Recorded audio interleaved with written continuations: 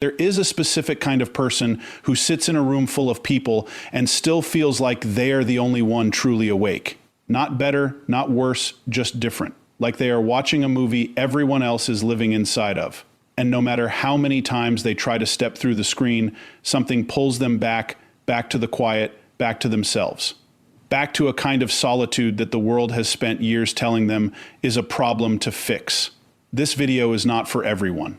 If you have a packed social calendar, a group chat that never stops, and weekends that are always full, this probably won't land the way it's meant to. But if you have ever sat with your phone in your hand, scrolled through a list of names, and felt genuinely nothing, not sadness, not longing, just a quiet recognition that no one on that list quite reaches you, then keep watching. Because what you are about to hear might be the first honest explanation you have ever received for something you have been quietly carrying for years.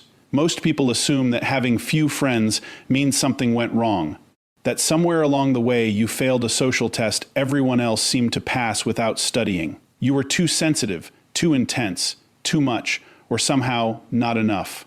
The world handed you a measuring stick that counted friendships like achievements, and by that measure, you kept coming up short. And the worst part was not the loneliness. The worst part was the story you started telling yourself about what the loneliness meant.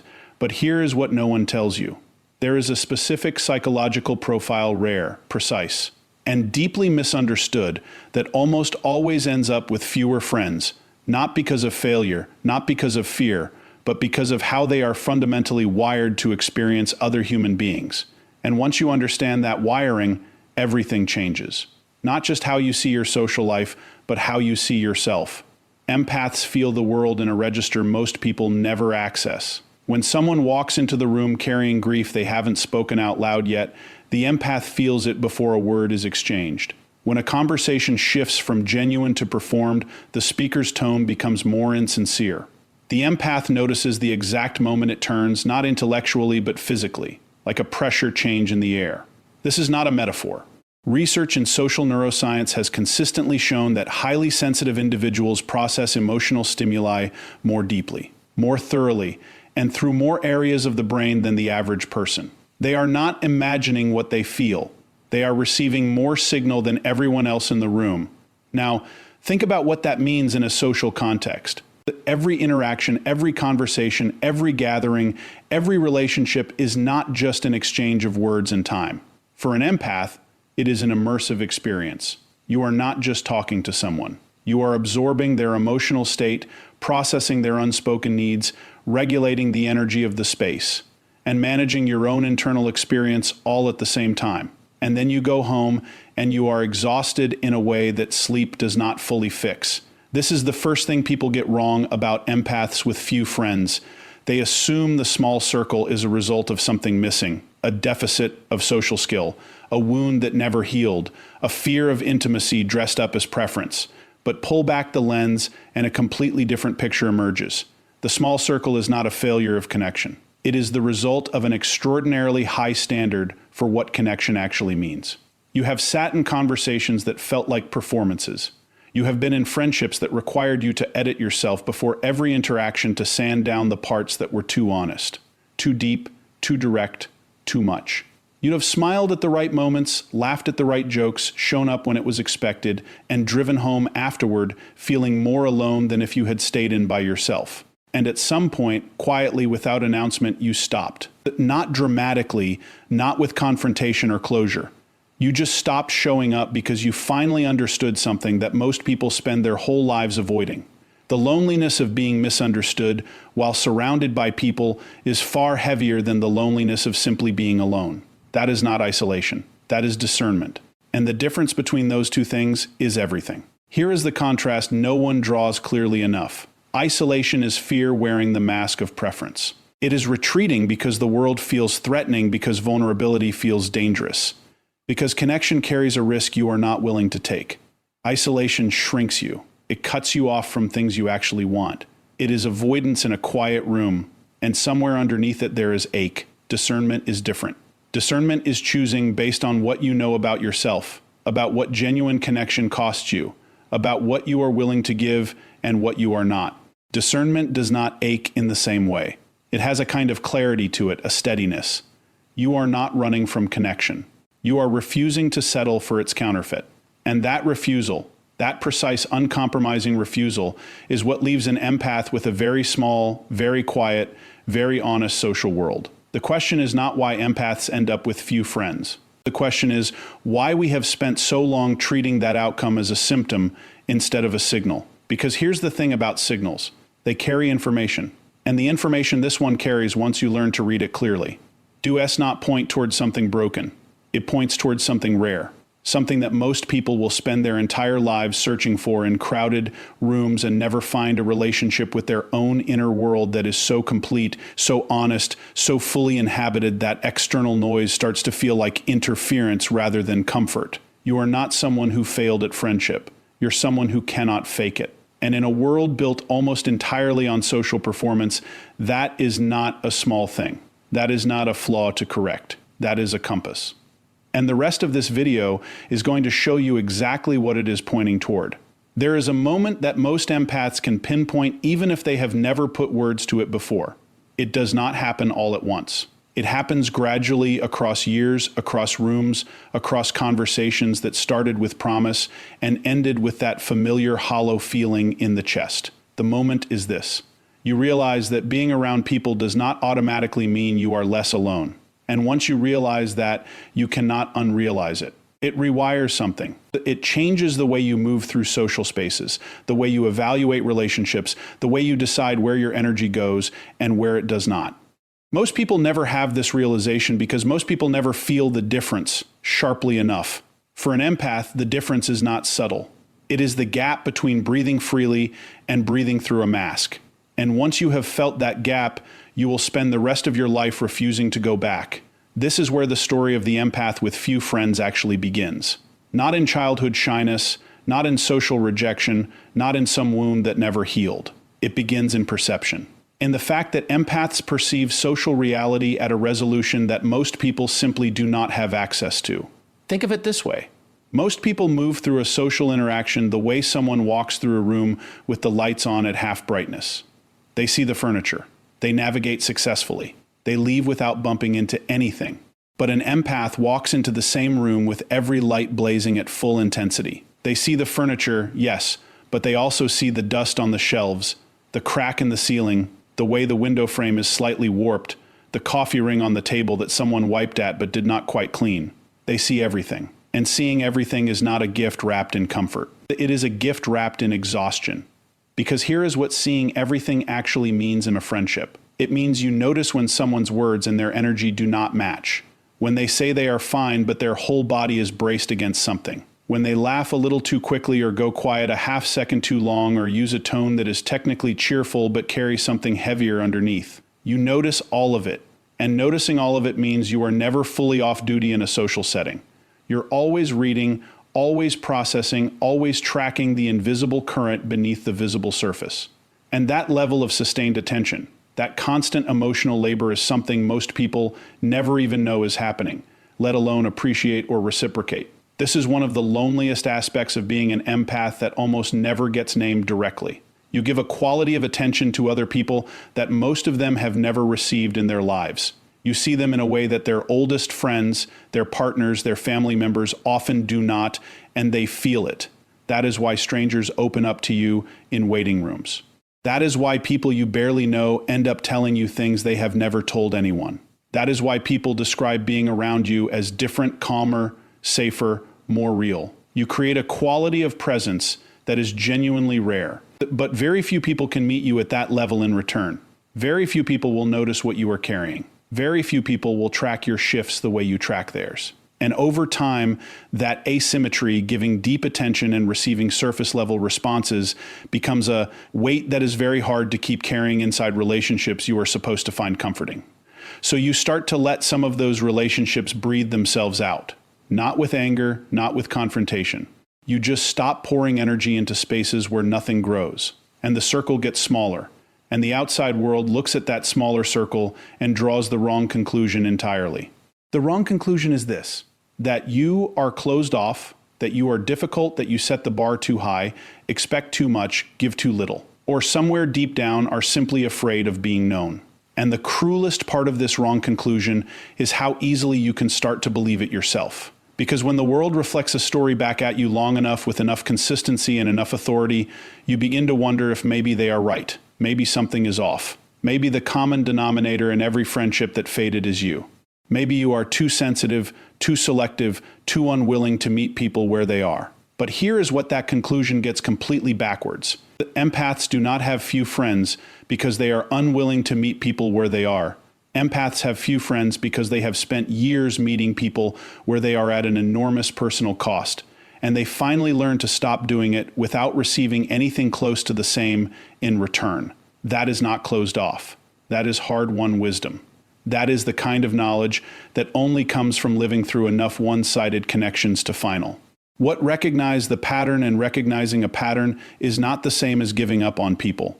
It is refusing to be erased by them. There is a specific kind of clarity that arrives after you stop forcing connections that were never mutual. It is not the clarity of bitterness. It is quieter than that, cleaner. It feels less like a door closing and more like a fog lifting. Suddenly, you can see your own preferences, your own rhythms, your own needs, without the static of maintaining relationships that never quite fit. You start to notice what actually restores you versus what merely distracts you. You start to notice the difference between time spent alone and time spent lonely. And you realize those are two completely different experiences that the world has been collapsing into. One word, your entire life, time spent alone for an empath is not empty. It is the opposite of empty. It is where you process everything you absorbed during your last social interaction. It is where you finally get to exist at your own frequency without adjusting, without managing, without being responsible for anyone else's emotional weather. It is not a consolation prize for failed connection. It is a genuine need as real and as legitimate as the need for water or sleep. And treating it as something lesser, treating it as evidence of a problem is like telling someone their need for rest is a character flaw. The empaths who finally understand this stop apologizing for the size of their circle. Not because they stop caring about connection, but because they finally understand that the depth of a connection is not determined by how many of them you have.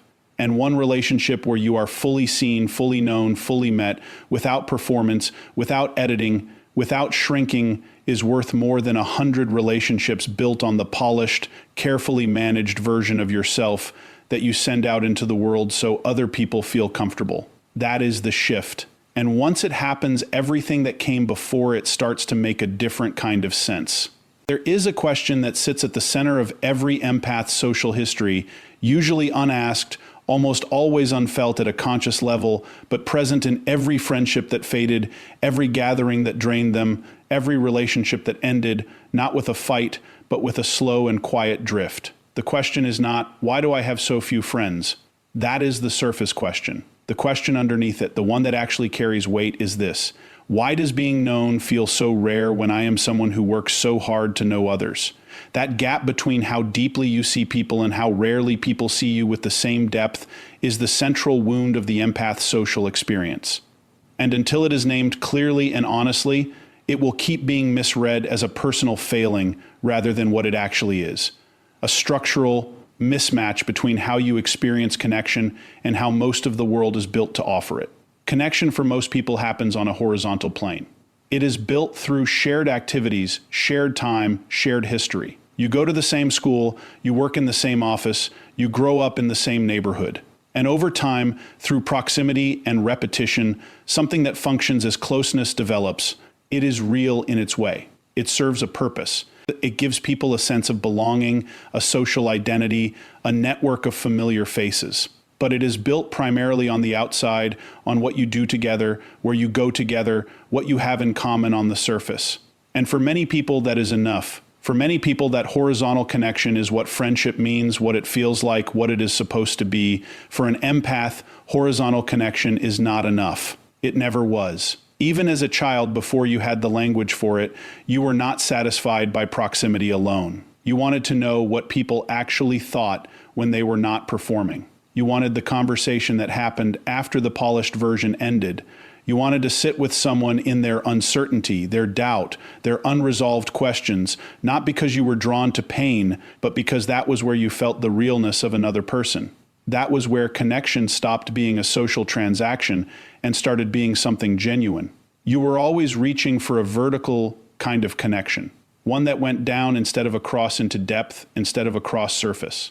And the world is not built for vertical connection. The world is built for horizontal connection. It's social scripts, it's small talk, it's gatherings and group chats and social media feeds. All of it is optimized for breadth, not depth, for managing impressions, not revealing truths, for staying comfortable, not getting real. And every time you tried to go deeper in a space that was designed to stay shallow, you hit the same invisible wall. People would pull back, change the subject, laugh it off, snorts, redirect towards something safer. And you would feel that redirect in your body like a small closing door. And you would smile and adjust and file away another data point about this particular person's capacity for depth.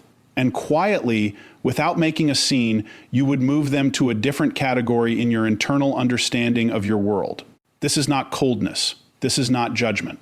This is an empath learning through years of gathered evidence who can hold real weight and who cannot. Who can sit with an honest question and who needs to deflect it. Who shows up the same in the dark as they do in the light and who only exists in the comfortable middle. You are not ranking people. You are reading them, and what you have read over and over and over again is that genuine vertical connection is rare. Not because people are bad, but because depth requires a kind of courage and self-awareness that most people have never been asked to develop. So what happens to an empath who keeps reaching for depth in a world that keeps offering surface? One of two things. Either they exhaust themselves performing horizontal connection, showing up, fitting in, saying the right things, maintaining relationships that feel like wearing shoes 2 sizes too small, or they stop, they pull back.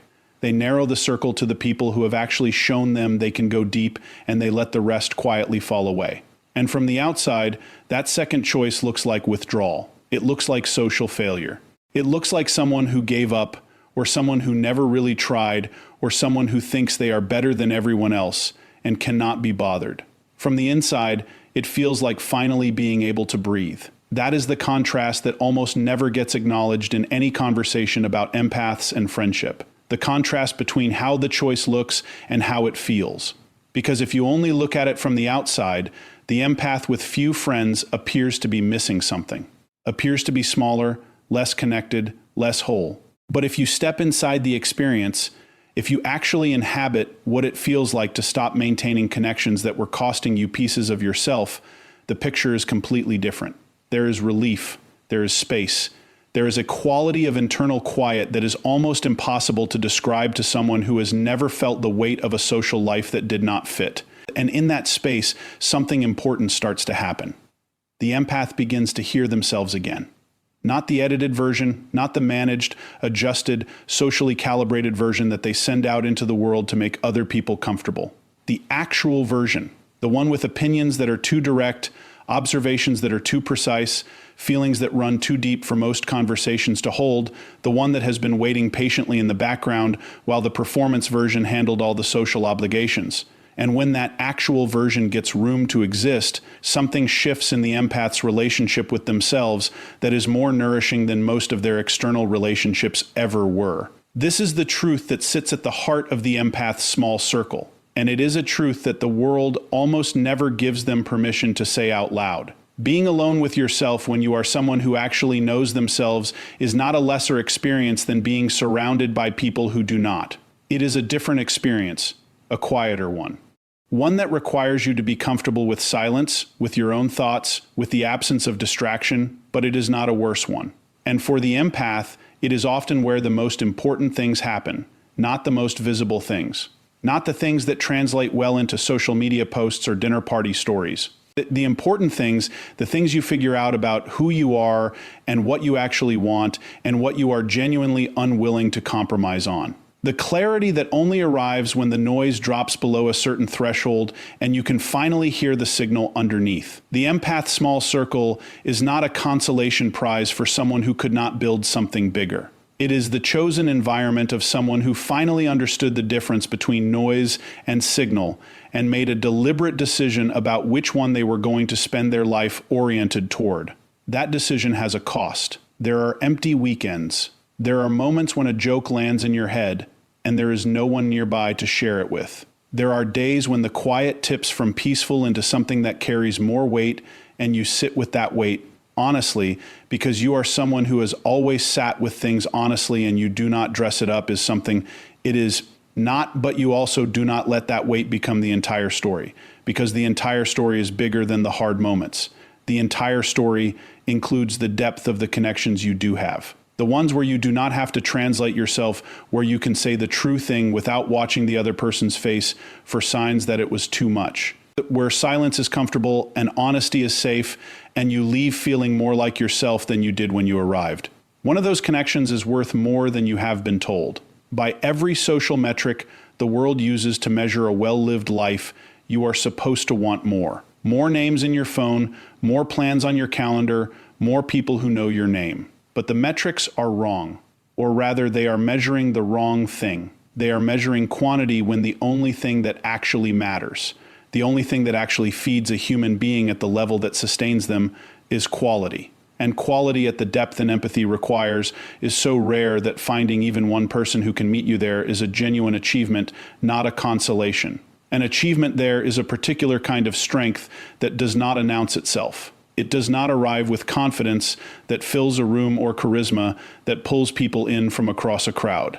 It does not show up in the size of your social circle or the frequency of your weekend plans or the volume of notifications on your phone.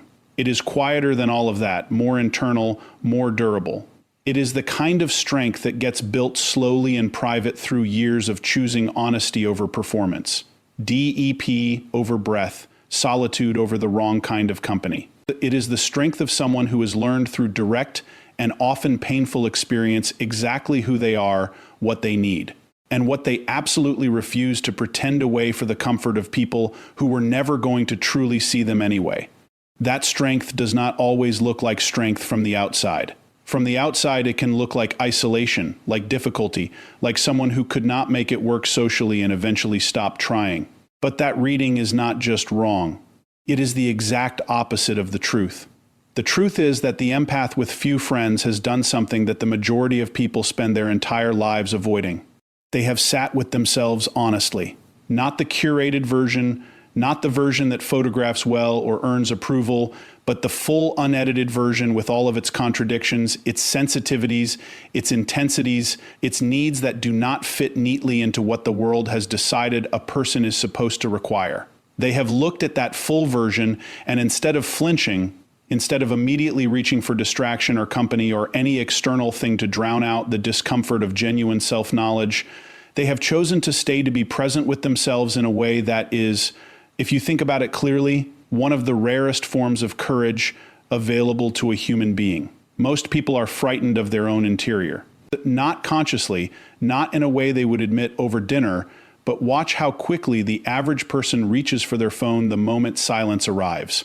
Watch how full their schedule needs to be before they feel okay. Watch how much of their identity is constructed from external feedback, from what other people think of them, how other people respond to them, whether other people include them.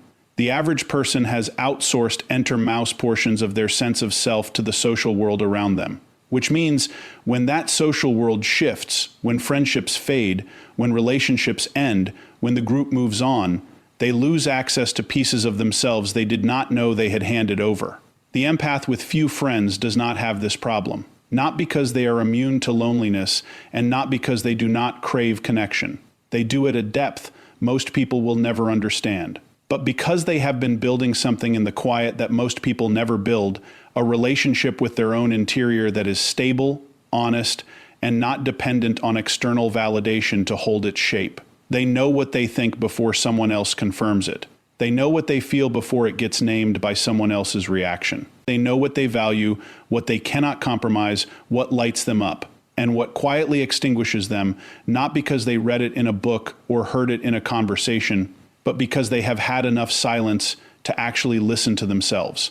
And that kind of self-knowledge is a form of wealth that does not show up on any social ledger, but sustains a person through things that social popularity simply cannot. Here is something worth sitting with. The most important relationship of your entire life is not the one you will find on the outside. It is not the perfect friendship, the deep partnership, The rare person who finally sees you the way you have always wanted to be seen. Those things matter. They are real, and they are worth waiting for, and they are worth protecting when they arrive. But the most important relationship of your life is the one you have with yourself.